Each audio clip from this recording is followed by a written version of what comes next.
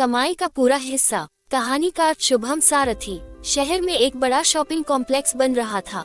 वहाँ लगभग 120 मजदूर काम कर रहे थे।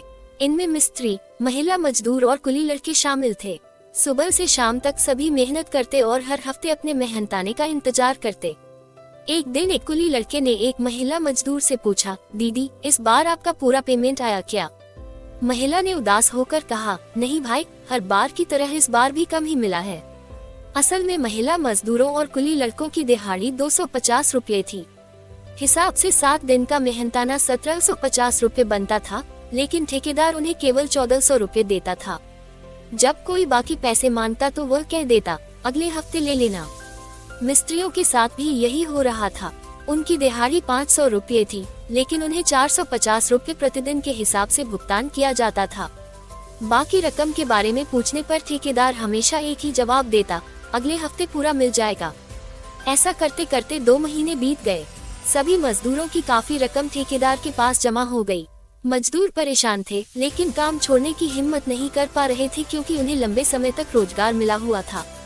एक दिन ठेकेदार काम पर नहीं आया। सभी मजदूर आपस में बैठकर चर्चा करने लगे। कोई बोला, चलो ठेकेदार से लड़ाई करते हैं। दूसरा बोला, उसके घर चलकर सामान उठा लाते हैं। लेकिन कुछ समझदार लोगों ने कहा, गलत रास्ता अपनाने से समस्या और बढ़ जाएगी।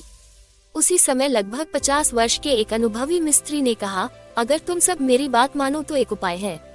सभी उसकी ओर देखने लगे। वह बोला, कल से कोई भी काम पर मत आना। जब काम रुकेगा तब ठेकेदार को हमारी कीमत समझ आएगी। कुछ मजदूर बोले, लेकिन छुट्टी करेंगे तो हमारा नुकसान होगा। मिस्त्री ने मुस्कुराकर कहा, थोड़ा नुकसान सहना पड़ेगा, लेकिन इतने सारे मजदूर वह एक साथ कहां से लाएगा? सबको उसकी बात सही लगी। सभी ने तय किया कि अगले दिन कोई भी काम पर नहीं जाएगा। दूसरे दिन ठेकेदार साइट पर पहुंचा तो वहां सन्नाटा था। कोई मजदूर नहीं था। उसने सभी को फोन किया, लेकिन हर किसी ने कोई न कोई बहाना बना दिया। 1 दिन, 2 दिन, 3 दिन, पूरा 1 हफ्ता गुजर गया। काम पूरी तरह बंद पड़ा रहा। इधर शॉपिंग कॉम्प्लेक्स बनवाने वाले अधिकारी साइट पर पहुंचे। उन्होंने ठेकेदार से पूछा, काम क्यों बंद है? ठेकेदार ने कहा, कोई मजदूर काम पर नहीं आ रहा है।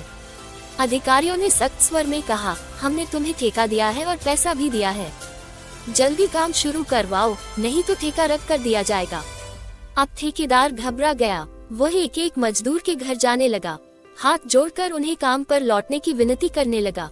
मजदूरों ने साफ कहा, पहले हमारी मेहनत की पूरी कमाई लौटाओ, फिर हम काम पर आएंगे।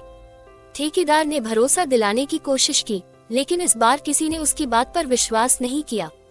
आखिरकार उसने सभी मजदूरों को शाम को बुलाया और पूरा हिसाब किताब तैयार किया।